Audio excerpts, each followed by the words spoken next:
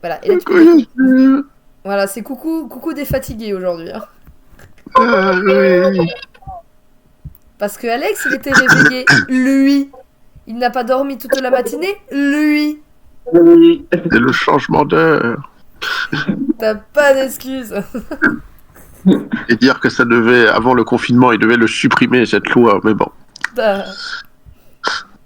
Alors, heureusement pour vous, j'ai anticipé.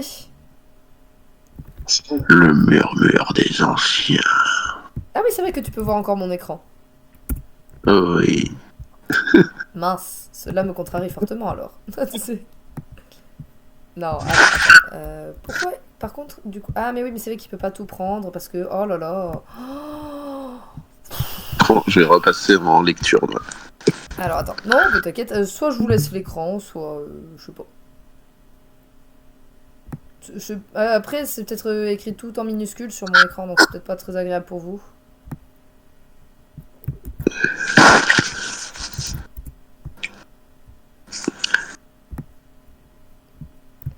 Amis de toujours. Non, mais tu sais que j'ai la musique en tête depuis ce matin. Ça m'étonne pas.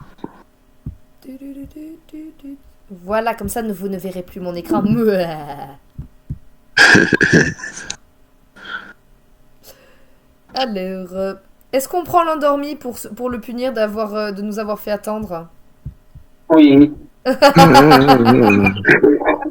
Merci Alex de ta bienveillance. Il a oublié son côté poussoufle là. Vous auriez dû aller à Serpentard. Non, il y a que moi, ça. Non, je rigole. Ah, mais oui, mais il m'a mis les 10. Oh, bah c'est pas grave. Non, mais je l'ai pas le 10, c'est pas grave. Pardon, Et les vas-y. 10. Bon, monsieur l'endormi, c'est à vous, c'est pour vous punir d'avoir été en retard.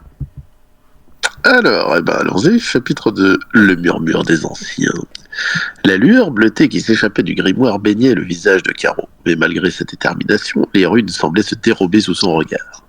Elle plissa les yeux, tentant de forcer le sens des mots, mais son sentiment d'impatience pesait sur elle.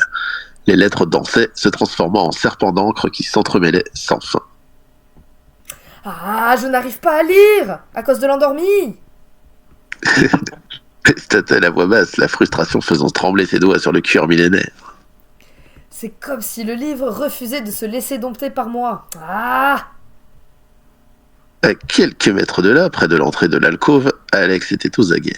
Il scrutait l'obscurité du grand couloir des bibliothèques, là où les ombres des étagères semblaient s'allonger comme des doigts crochus.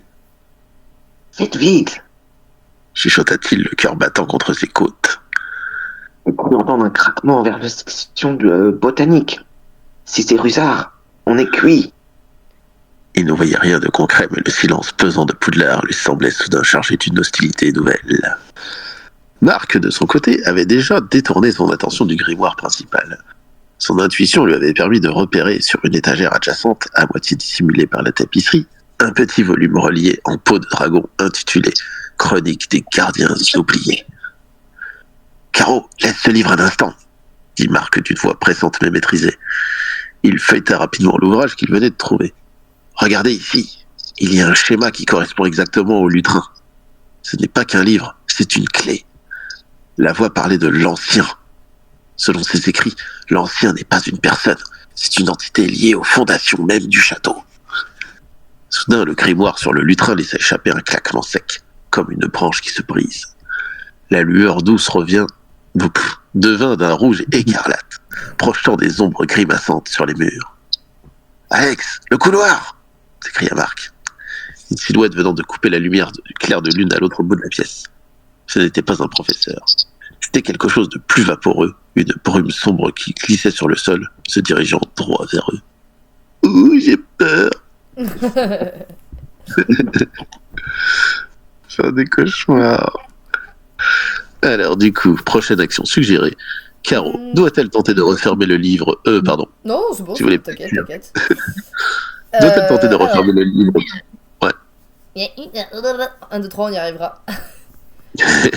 Bon, de toute façon, il n'y a pas forcément besoin de les lire les actions. Oui, oui, non, c'est vrai. Mais je vais faire mon. Ah, j'ai oublié d'ouvrir mon dé. Voilà, dans la précipitation, j'ai oublié d'ouvrir mon dé.